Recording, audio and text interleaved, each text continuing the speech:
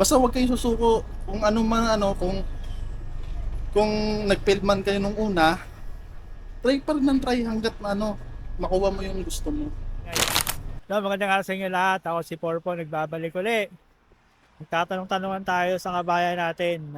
Ito nga pala, yung pangalan mo, boss? Miko, Nico ng ang Denso, Denso. Saan ka sa Pilipinas? Batangas. Batanggenyo. Oh. Alam niyo na.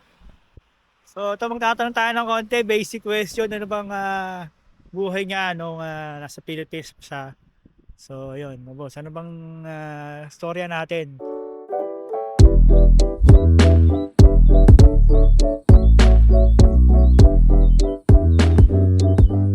Dati ako ano, factory worker din ako doon sa Batangas. Sa yung tinatawag na lang sa IPIP. May company doon. Shoutout nga pala sa Murata. Murata. Siya, parang doon ako nahubog lalo. Tapos noon, yung nag-resign ako noon dahil nag-ano kami ng tatay ko, nag-Shopee. Nag-shopping. Ano kayo? Mayroon kayong business? Oo, parang Shopee delivery. Ngayon, nawala kami sa Shopee dahil yung airpod ko na hospital. Oo. Tapos, umili yung tatay ko noon. Sabi sa akin Nak, mag-abroad ka na. Wala akong balak mag-abroad talaga, boss. Walang balak. Tapos noon, yung mga ilang weeks, nag-hiring si Peridot. Di ba nag-ano ka muna? Nakakapag ano ka? Sa Taiwan ka? Sa Taiwan, oo. 2 years ako sa Taiwan. 2 years ka. Anong trabaho mo rin sa Taiwan? Factory worker din kaso, resign ako doon. Bakit? Ba't ka nag-resign? Sa employer, yung personal na yung parang alam mo yung away. naaway. Hindi mo nakasundo yung employer mo. Hindi ko kasundo. Kaya pala. Kaya umuwi ako noon. Tapos yun, napunta ako doon sa trabaho ko sa Sa shopping nga. sa Shopee. Yun, tapos yun nga, maraming problema dumating ganyan. Kaya pala sabi mong wala kang balak mag-abroad kasi Oo. parang nagkaroon ka ng phobia sa Taiwan. Oo, parang Para gano'n. mas inisip mo, baka makakaway ko ganun na ulit naman. yung mangyari sa akin. Baka diba? maulit lang. Oo. Pero pinilit ka pa rin ng papa mo. Oo, kasi parang healing niya eh.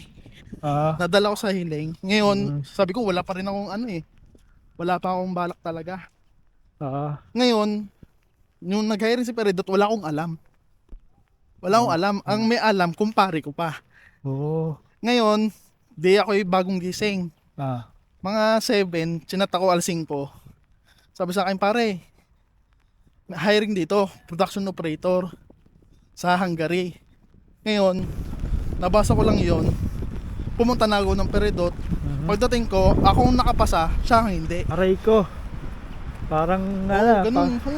parehas kayo ni Parang Jero, yung sa Korea, Oo. nag-apply sila sa Korea. Oo. Yung niyaya niya mag-approve sa Korea, yung pinatanggap siya, hindi. Oo, yun. Ganun din nangyari sa'yo. Oo. Ang akin naman, kung pare kong hindi natanggap, ako ang natanggap. Oo, yun. Sino pa yung nag-iaya, siya pa yung Oo, natanggap. siyang yun. Tuloy-tuloy hanggang dire-diretso na. Nagantay na ako. Diyan. Nagantay ako ng 3 months. 3 months din. Bago nakapunta ako dito.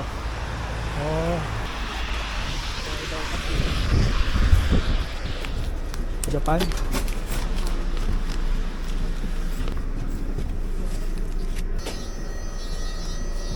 Saan tayo dito? Ito lang So tapos, ano nangyari? Ayun. Tuloy-tuloy na lang ako nun biglang isang apply ko lang. Anong tawag doon? Paano yung yung process? Matagal ba yung process? Sa visa, sa Bale, nag-apply ako May. May. Tapos interview ko on May May 8 nag-apply ako. Tapos final interview na na-select ako. Na final interview ako na May 13. May 13. Oo. May 8, 13. Oo. Tapos noon na-receive ko agad kinabukasan na selected ako ng employer. Good. Tapos noon medical agad kinabukasan, pinapunta na agad kami para magpa-medical. Matapos noon yung katapos noon complete requirements, ganyan. Tapos bumalik ako ng June para sa visa Visa appearance. visa appearance. Yung, Sa Del Rosario, no? hindi. Sa yung sa Peridot, yung parang yung visa application pa lang. Application pala. Oo. Tapos noon, antay ako ng September ako nakaalis. Itong September, last year. May. June, July, August. Oo. 5 months din, no? Oo, 5 months ako Okay. Pero okay lang. At least nandito na eh. Oo. Hindi naman swerte pa rin kahit pa paano. Oo, kasi Europe to eh. Europe to eh. Kahit ano eh. Hindi. So, nung pagdating mo dito, ano yung una expression mo nung pagtapak mo, paglabas mo ng eroplano sa airport? Ay, talaga. Wala. Masaya talaga ako. Kasi once in a lifetime, hindi mo alam eh. Hindi ko nga akalain makakapunta uli ako, mag-abroad ako eh. Abroad. Oo, yun talaga. Tapos hindi pa mga Asian mga kasama. Oo, wala mo. talaga. Mga puti. Oo, hindi mo Hindi, tsaka yung mga puti ngayon, yun na dito. Oo, nakikita mo. Hindi, talaga, mababait talaga. Sobra. Mabait, oo. Sobrang bait nila. Yung minsan, pag may sobra silang pagkain, binibigyan kami. Hindi yung, swerte nga lang talaga ako na napunta akong process talaga. Sobrang bait. Halos naman lahat, mabait. Oo, bait. Sa Denso ka, di ba? Kamusta naman yung trabaho mo ron? Mabigat ba? Nagbubuhat ka ba ng karton, ng bakal? Hindi, napakagaan. Sobra. Magaan Parang ba? naglalaro walang. Naglalaro lang. Oo, naglalaro walang. Naglalaro lang. Eh. Oo, naglalaro ko lang ng 8 hours. Parang lang. Lagay, yung parang, yung tawag doon? Yung lagay bags. Parang in-out lang. In-out lang. Oo, sa machine, in-out lang, ganun.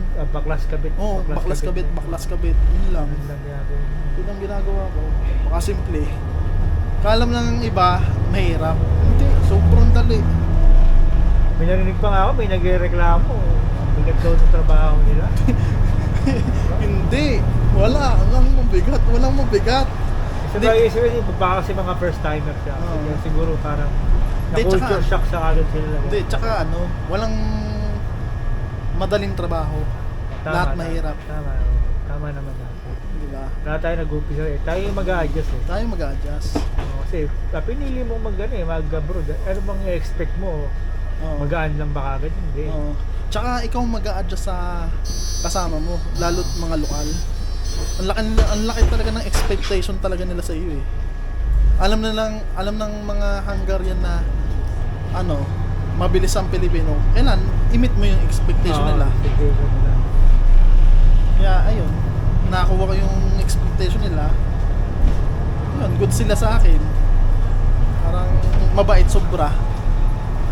Yun lang naman ang sekreto dyan. Kunin nyo na yung expectation talaga nila. Kasi ang taas ng expectation nila sa Pilipino talaga. Anong masasabi mo dun sa sa agency na tumulong sa'yo?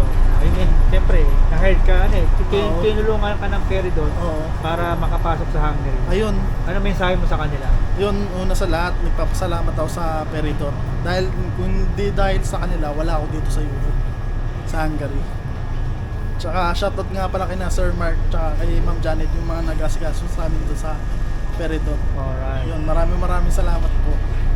Ano yung magiging mensahe mo naman yung sa mga aspiring na mga aplikante na gustong makapag-Europe, Hungary? Ang masasabi ko lang, huwag kayong susuko. Kasi kung binigay taga ni Lord sa inyo, ibibigay nila yan. Ibibigay pala ni Lord yan. Para sa inyo yan, para sa inyo. Basta huwag kayong susuko kung ano man kung nag-fail man kayo nung una, try pa rin ng try hanggat makuha mo yung gusto mo. Try and until success. Oo, try until succeed. Yun nga yung ibig sabihin. Yun lang naman eh. Pag sumuko ka, talo ka. Oo, tama.